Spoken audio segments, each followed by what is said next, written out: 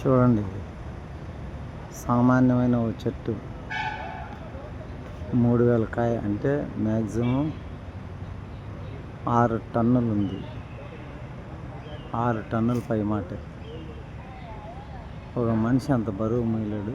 కానీ ఓ చిన్న సామాన్యమైన చెట్టు ప్రకృతిలో ఇంత బరువు మోయగలదా?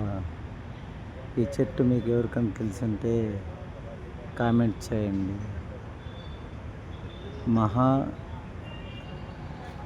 బలమైన ఈ చెట్టు కొన్ని వైద్యాలకు కూడా పనిచేస్తుంది. అంటే బలపుష్టి కానీ, ఈ చెట్టు బెరడును పాలల్లో తాగిన, ఈ చెట్టు బెరడును నీళ్ళల్లో ఉడికి నీళ్ళు వేసుకుని తాగిన మహాబలం. ఇదేనండి ఈ చెట్టు.